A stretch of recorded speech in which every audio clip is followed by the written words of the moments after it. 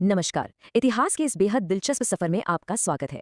आज हम जिस कहानी पर बात करने वाले हैं ना, वो किसी थ्रिलर से कम नहीं है। हम बात कर रहे हैं इंग्लिश ईस्ट इंडिया कंपनी के उस सफर की जिसने आगे चलकर पूरी दुनिया का नक्शा ही बदल कर रख दिया। अब जरा सोच कर देखिए, एक तरफ कुछ समुद्री लुटेरे और गिने चुने व्यापारी, और दूसरी तरफ दुनिया का सबसे ताकतवर और भव्य मुगल साम्राज्य। तो ये मुट्ठी भर लोग इतनी दूर से आकर इतने बड़े साम्राज्य की जड़ें कैसे हिला पाए? क्या आपने कभी सोचा है? ये कोई रातों रात हुआ जादू नहीं था, बल्कि दशकों लंबी एक बहुत ही गहरी और सोची समझी रणनीति थी। तो चलिए कहानी शुरू करते हैं। बात है 1578 की। भारत से एक पुर्तगाली जहाज बेशुमार खजाना लेकर लौट रहा था, लेकिन बीच समंदर में ही फ्रांसिस ड्रेक्स नाम के एक अंग्रेज समुद्री लुटेरे ने उस पर धावा बोल दिया। मजे की बात यह है कि ड्रेक्स के हाथ सिर्फ खजाना नहीं लगा, बल्कि एक ऐसा नेविगेशन मैप भी लग गया जिसने यूरोप से भारत तक का सीधा रास्ता खोल दिया। बस इसी मैप के सहारे 1580 तक उसने पूरी दुनिया का चक्कर लगा लिया। अंग्रेजों की महत्वाकांक्षा के लिए ये किसी चिंगारी से कम नहीं था। अब इमेजिन कीजिए, 16वीं सदी के आखिर का यूरोप। उस वक्त वहां भारी धार्मिक उथल पुथल मची थी। कैथलिक और प्रोटेस्टेंट आपस में भिड़े हुए थे। इसी बीच 1588 में एक ऐसा वाकया हुआ जिसने अंग्रेजों का कॉन्फिडेंस आसमान पर पहुंचा दिया। इंग्लैंड ने स्पेन की उस नेवल फ्लीट को हरा दिया जिसे अजय माना जाता था, स्पेनिश आर्माडा। इस ऐतिहासिक जीत ने अंग्रेजों को यह एहसास दिला दिया कि भाई, अगर हम समंदर में स्पेन को हरा सकते हैं तो दुनिया में कहीं भी जाकर अपना सिक्का जमा सकते हैं। अच्छा, जो लोग यूपीएससी की तैयारी कर रहे हैं उनके लिए ये टाइमलाइन समझना बहुत क्रूशियल है। आप ऐसे देखिए, जिस वक्त इंग्लैंड में महारानी एलिजाबेथ प्रथम का राज था और वो समंदर पर अपनी ताकत बढ़ा रहे थे, ठीक उसी वक्त भारत में जलालुद्दीन मोहम्मद अकबर एक बेहद विशाल और अमीर मुगल साम्राज्य को चला रहे थे। मतलब दोनों ही तरफ इतिहास के बड़े पन्ने एक साथ लिखे जा रहे थे। अंग्रेजों का भारत आने का सिलसिला भी गजब की तेजी से बढ़ा। 1599 में कुछ व्यापारी इकट्ठा हुए और उन्होंने मर्चेंट एडवेंचरर्स नाम का एक ग्रुप बनाया। 31 दिसंबर 1600 को उन्हें महारानी एलिजाबेथ से ईस्ट में व्यापार करने का 15 साल का एक्सक्लूसिव चार्टर मिल गया, और फिर आखिरकार 1607 में उनका जहाज, जिसका नाम हेक्टर था, वो भारत के सूरत तट पर आ पहुंचा। लेकिन कहानी में एक बहुत बड़ा ट्विस्ट है। जब तक अंग्रेज भारत पहुंचे तब तक दोनों ही देशों के तख्त बदल चुके थे। इंग्लैंड में एलिजाबेथ की जगह अब किंग जेम्स प्रथम आ चुके थे, और इधर भारत में अकबर की जगह जहांगीर सत्ता संभाल रहे थे। अब इन अंग्रेज दूतों के सामने सबसे बड़ी चुनौती ये थी कि जहांगीर के उस शानदार और बेहद कूटनीतिक दरबार में अपनी जगह कैसे बनाएं। इसी मिशन को लेकर 1609 में कैप्टन विलियम हॉकिंस जहांगीर के दरबार में हाजिर हुए। हॉकिंस अपने साथ किंग जेम्स प्रथम का एक नया चार्टर लाए थे, जिसने कंपनी का एक अधिकार अनिश्चित काल के लिए बढ़ा दिया था। लेकिन हॉकिंस की सबसे बड़ी ताकत थी उनकी भाषा। वो तुर्की और फारसी बहुत अच्छे से जानते थे।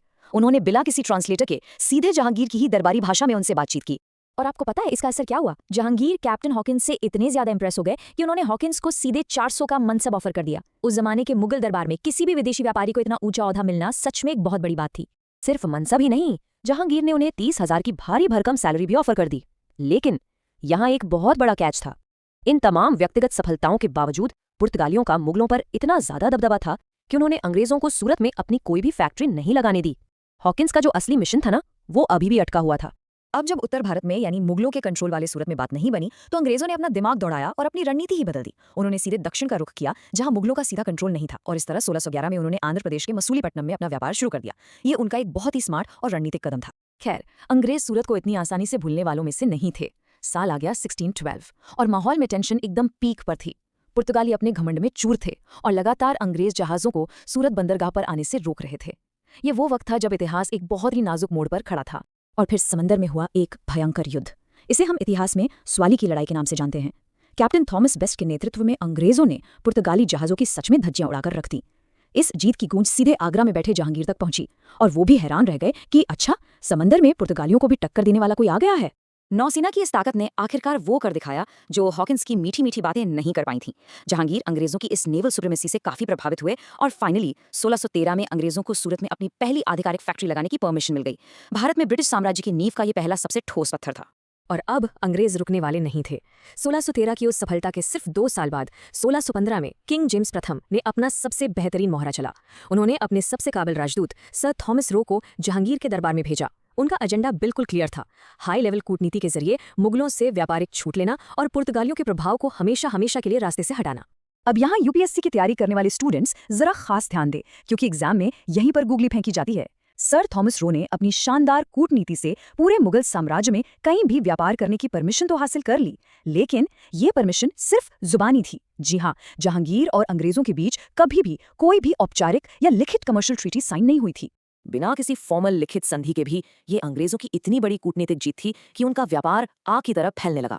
1633 आते आते उन्होंने आगरा, अहमदाबाद, भरूच और मसूलीपट्टनम जैसे प्रमुख व्यापारिक केंद्रों पर अपनी फैक्ट्रियों का पूरा एक जाल बिछा दिया था। तो अब आपके लिए सोचने वाली बात यह है कि बिना किसी आधिकारिक लिखित संधि के सिर्फ एक मौखिक परमिशन से शुरुआत करके एक छोटी सी विदेशी कंपनी ने इतने विशाल देश पर अपना शिकंजा कैसे कस लिया। इन शुरुआती फैक्ट्रियों ने आखिर वो कौन सी मजबूत नींव रखी जिस पर आगे चलकर मद्रास प्रेसिडेंसी जैसी विशाल संरचनाएं खड़ी हुई। इस रहस्य से भी हम पर्दा उठाएंगे हमारे अगले विश्लेषण में। तब तक सोचते रहिए और इतिहास के इस गहरे सफर में हमारे साथ जुड़े रहने के लिए आपका बहुत बहुत शुक्रिया।